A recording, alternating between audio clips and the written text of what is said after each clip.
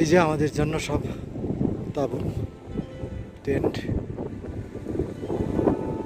শীতল বাতাস, প্রচণ্ড ঠান্ডা বাতাস, আর যে চারিদিকে তুষারাবৃত শৃঙ্গ, আর ওই কেদার গঙ্গা বরফ গলা জল, প্রচণ্ড ঠান্ডা, চোখে মুখে দিলে একদম জ্বালা করছে। 13,000 ফুট উচ্চতা থেকে আমরা আজ অভিযানটা শুরু করেছিলাম, আর এখন আমরা এসে উপস্থিত হয়েছি কেদার খড়গ। এর উচ্চতা হলো 4,340 মিটার বা 14,240 ফুট, অনেকটাই উঁচু। পরিশ্রম, কষ্ট, ঘাম ঝরানো সবই রয়েছে।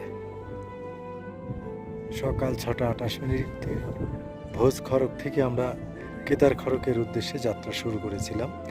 এই দূরত্বটা 8 কিলোমিটার। এখন বাজে 11:15। এই সময় এসে আমরা কেদার খড়গে পৌঁছেছি।